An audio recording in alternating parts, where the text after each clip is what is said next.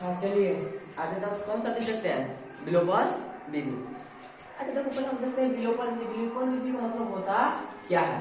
देखिए बोलिए अब इससे पहले हम अपने क्या पढ़े, प्रतिस्थापन विधि पढ़े। प्रतिस्थापन यही पढ़े कि एक समीकरण को दूसरे समीकरण में उठाया क्या किया जाता था, रखा जाता था, नहीं रखा जाता था। इसमें हमको दो बातों को ध्यान देना है। देखिए यहाँ कहेंगे अगर यहाँ प्लस है, अगर प्लस है, यहाँ अगर प्लस है, यहाँ भी क्या है अगर प्लस है। ये दो समीकरण, समीकरण एक के लिए कौन सा समीकरण, दो के लिए। अगर यहाँ पे प्लस रहता है ना, इसमें होता है क्या होता है माइनस, यहाँ पे प्लस होता है, यहाँ पे क्या होता है माइनस। इस बातों को हमेशा करना ध्यान रखना होता है।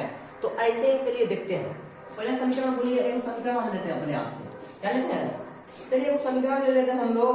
कुछ छोटा सा समीकरण लेते हैं, लिखते हैं यहाँ पे पहला x माइनस वाई आराम कितना दो। इस समीकरण कौन सा ए, समीकरण कौन सा जी ए। दूसरा का भी समीकरण ले लेते हैं, क्या लेते हैं, नहीं वाई कहाँ से आ जाएगा।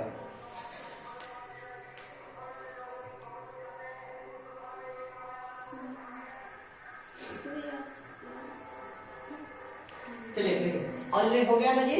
अब सुनो एक वैसे हम लोग और लेते हैं, यहाँ पे लेते हैं x, आप प्लस से क्या ले लेते हैं y, अब बराबर यहाँ पे कुछ 4 ले लेते हैं, क्या लेते हैं लड़का 4। इस समीकरण क्या हो गया, क्या हो गया समीकरण 2। अब इसको हमको कौन सी विधि हल करना है, विलोपन प्रतिस्थापन। देखिए एक और होता है जो होता है ना, 3 प्रकार के होते हैं। पहला होता है प्रतिस्थापन, दूसरा क्या होता है विलोपन, और तीसरा क्या होता है वज्र गुणनखंड विधि। कभी 5 नंबर में आता है, कभी क्या नंबर का आता है 2 नंबर में आता है। अब इसका बात ये मेन होता है, तीनों तरह से निकाले ना आंसर क्या आएगा एक ही आता है। किसी तरह से निकालिएगा आंसर क्या जाएगा एक ही आएगा। चलिए देखिए क्या करते हैं, यहाँ पे कौन सा विधि हल करेंगे हम लोग, हम यहाँ पे लिख लेंगे विलोपन विधि से। कौन सा विधि से, विलोपन विधि से हल करने पर, क्या करने पर, हल करने पर, इन्हें करने पर हो कौन सा विधि से हल करने पर, विलोपन विधि से हल करने पर। देखिए क्या होता है, लिखेंगे समीकरण एक और समीकरण एक और समीकरण 2 से। समीकरण कितना से, 2 से।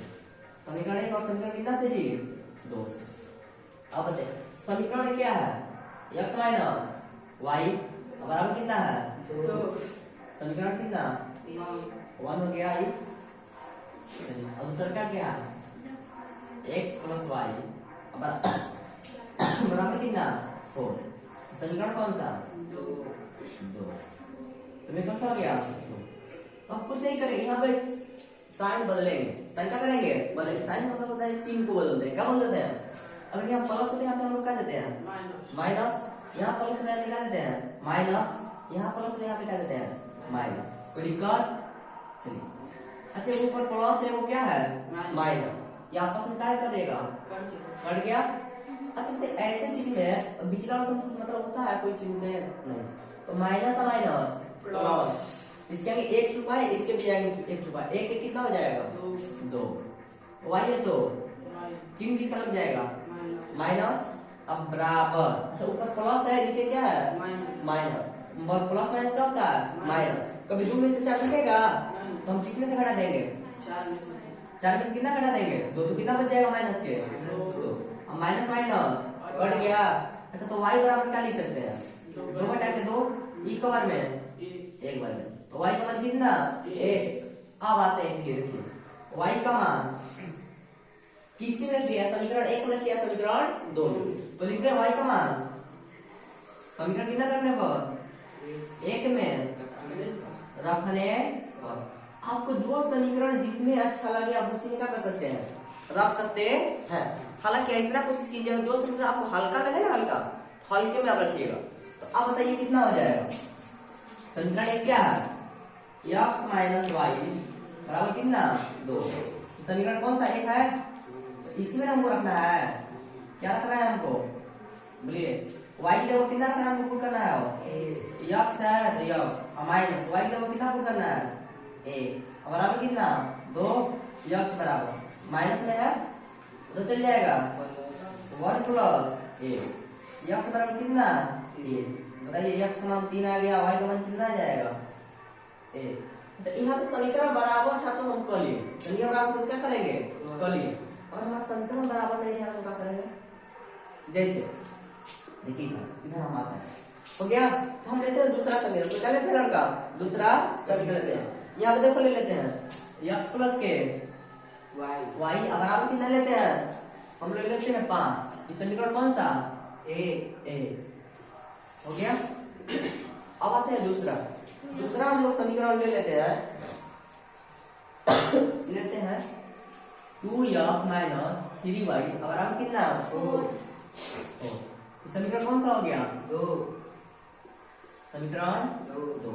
तो ऐसी हालत में हम लोग क्या करेंगे, चलिए अब लिखें समीकरण 1 और समीकरण कितना से 2 से। समीकरण 1 और समीकरण कितना से 2 से ना से जी यही ना है।